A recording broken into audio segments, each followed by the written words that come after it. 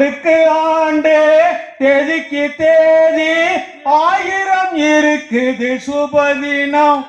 அடுத்தவர் நலத்தை நினைப்பவர் தமக்கு ஆயுள் முழுவதும் சுபதினம். வள்ளுவன் பிறந்து குறளை தந்தான், அறிவுக்கு அதுதான் சுபதினம்.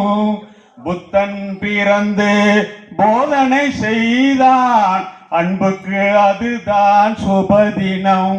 காந்தி பிறந்து விடுதலை தந்தார், உரிமைக்கு அதுதான் சுபதினம். வள்ளலின் கையில் பல லட்சம் இருந்தார், வறியவர்க்கெல்லாம் சுபதினம். ஆண்டுக்கு ஆண்டு தேதிக்கு தேதி 1000 இருக்குது சுபதினம். மாதவன் சார் இந்த இடத்துக்கு வந்து அவர் மனசார வேண்டிட்டு போனாரு. வேண்டிட்டு ஒரு சும்மா ஒரு 10 மூட சிமெண்ட்டுக்கு இந்தாங்கம்மா காசு பாருங்கம்மா நாளைக்கு அப்படின்னு சொல்லிட்டு அவர் போயிட்டார். அதே அன்னைக்கு ஈவினிங் தான் எனக்கு விஜயராணி மேடம் ஃபோன் பண்ணி ஃபுல் இதையும் நான் ஏற்றுக்கிட்டேன். உடனே எனக்கு சந்தோஷம். நான் மாதவன் சாருக்கு ஃபோன் பண்ணி அந்நேரமே சொல்லிட்டேன். கோவில் கட்டி கொண்டிருந்தார்கள், கும்பாபிஷேகத்துக்கு கொடுக்க வேண்டும் என்று இருந்தேன்.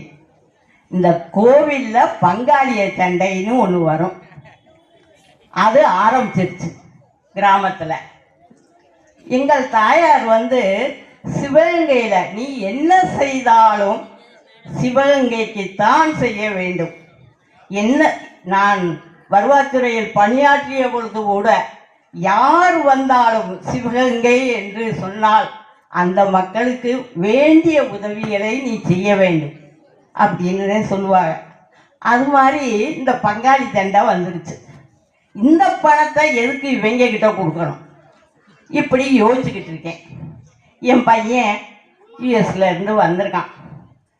ஏம்மா எப்போ பார்த்தாலும் கோயிலுன்னு கொடுத்துக்கிட்டு இருக்கிய, இந்த அவங்க அந்த மேடம் வந்து பேசியிருக்காங்க, இதை அங்கே கொடுத்துருங்க போகிற போக்கில் சொல்லிட்டு போயிட்டேன். அப்புறம்தான் நான் யோசித்தேன்.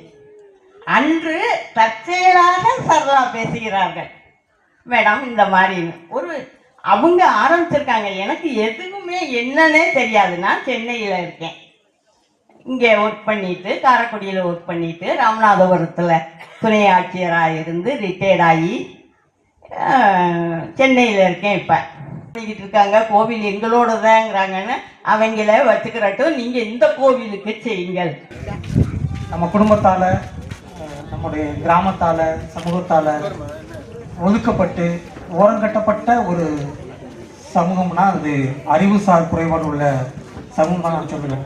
இந்த சிறப்பு பிள்ளைகளை அவர்களை அன்றாட பணிகளை செய்ய வைப்பது உண்மையிலே அவர்கள் பெற்றோர்களை விட அந்த ஆசிரியர் பெருமக்களுக்கு தான் பெரிய பங்கு இருக்கிறது.